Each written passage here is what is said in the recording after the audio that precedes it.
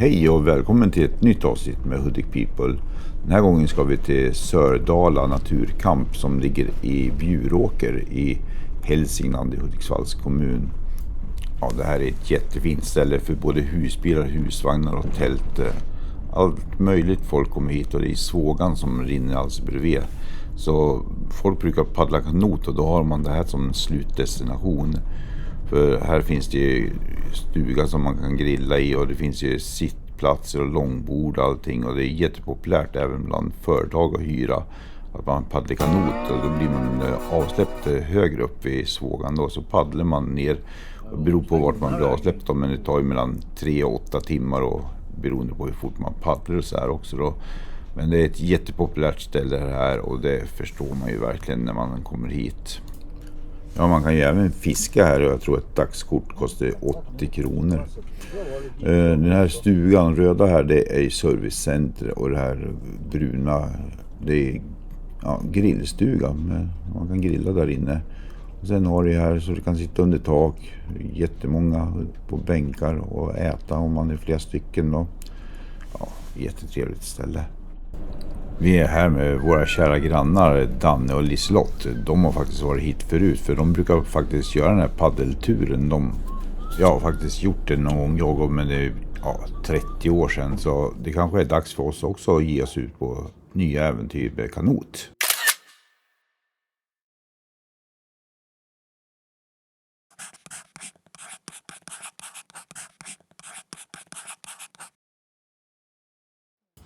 Ja, men vad bra. Då tror jag alla trycker på prenumerera nu. För det vore ju synd om vi inte skulle ses kontinuerligt framöver.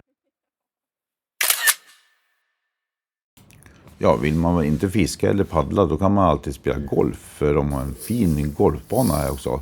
Minigolf / äventyrsgolf skulle man kunna säga. Det gäller att titta lite extra noga för vi missade det första gången när vi gick förbi här. Det var lite... naturlig bana kan man säga. Men jag tror du får ta med dig egna golfklubbor och bollar för det fanns inget sånt att hyra. Men vill ni spela, då finns det möjligheter. Det är bara ut i naturen och slå ett slag för miljön.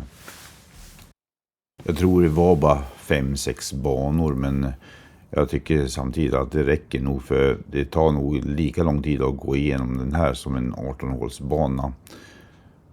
Kanske man till och med hamnar i ruffen och får leta bollarna. Ja, och vill man inte göra det heller så kan man ju fira midsommar här. Och det ligger en stång här, det är bara att utnyttja den. Och kanske du får klä om man lite grann så man blir lite grönare och finare. Men möjligheterna finns i alla fall. Ja, här har vi grillstugan och ett jättetrevligt ställe det också. Här kan man göra upp eld och grilla inomhus om det var dåligt väder ute. Riktigt mysigt faktiskt. Ja, det är i alla fall perfekta ytor att vara på både inomhus och utomhus. Det är jättestort ute så du kan ju faktiskt till och med spela brännboll här med ett helt lag om du skulle vilja det. Men det får nog plats bra många på sommaren och kampa här så det skulle vara roligt att ha en liten miniträff här, men då kanske man måste hyra i förväg.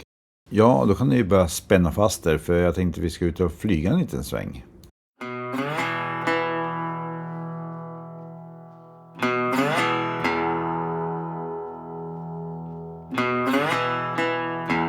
Det finns ganska mycket björn här, men är du rädd för björn så är det bara för liv så kommer de inte. Men däremot när jag flög med drönaren här så upptäckte jag att högt ovanför drönaren så var det en örn som fick syn på den som började följa efter och cirkulera. Så jag var tvungen att ta ner den för annars hade den väl attackerat drönaren.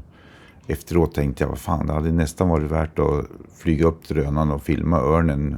Han hade säkert tagit drönaren för det gör de. Men han hade kanske släppt han så han ramlade ner i backen sen och då kunde jag gå och ta SD-kortet. Fått en jäkla bra bild. Men samtidigt så är jag djurvän, vill inte störa dem heller så det var väl bäst att bara ta ner den. Ja, är man riktigt tyst och själv så kanske man kan se någon björn. Men skulle man inte vilja se en björn och det börjar brinna i knutarna så är det ingen fara i alla fall för det finns ju dass ändå. Och skulle man inte hinna springa till dass så finns det en dusch så du kan duscha av det. För dusch fanns det alldeles bakom servicehuset.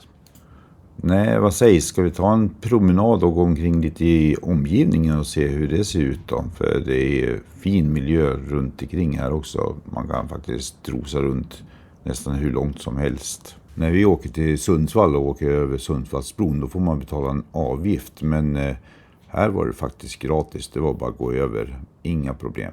Som andra ord, här flyter allting på som det ska. Det här är dåtidens motorväg men nu för tiden så används det väl mer som en gång- och cykelbana. Ja, förr kunde man ju gå runt den här lilla sträckan men nu kommer vi fram till bron och den hade ju som sagt rasat så ja, lite gugna fanns det här i alla fall. Men vi fick faktiskt snällt ta och vända och gå tillbaka samma väg som vi kom. För det gick inte att ta sig över. Vi var ju på fel sida av ån. Svågan är ingen å. Ja, ström, vattendrag, vad det nu kallas.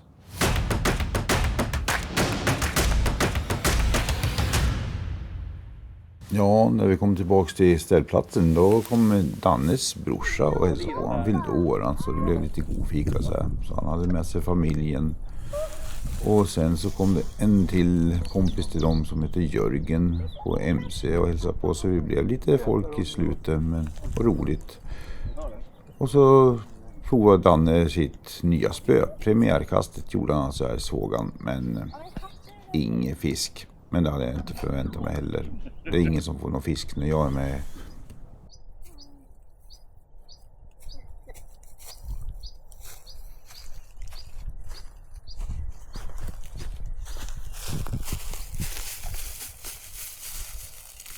Ja, men eftersom grabbarna inte lyckas få någon fisk då fanns det ingen mat att laga för tjejerna så det blev ju perfekt. Då kunde ju de sätta sig och vila en stund och bara njuta av solen.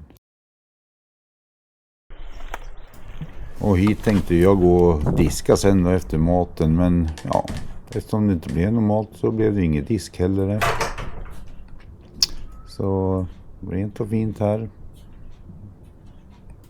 Ja, i den här dunken fanns det dricksvatten för i själva kran då var det vatten från svågan och det var lite brunt så det tror jag inte man vill ha till matlagning eller dricka eller någonting. Så dunk med färskvatten fanns det. Ja, mysigt litet servicehus. Ja, det här inne. Ja, just det. Städskrubben.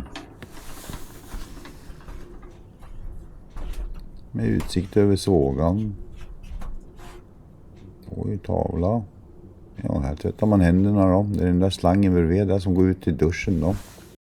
Ja, sen på kvällen ringde Tommy och Annika, ni vet Stockholms korrespondenterna våra, om FaceTime. Så det var en trevlig stund. Och sen efter det, ja då var dagen slut och så även den här filmen. Tack för att ni tittar och hoppas att ni prenumererar och gillar, kommenterar och allt det där. Ja, det där vet ni vad ni ska göra. Det är bara för instruktionerna sen tidigare videos här.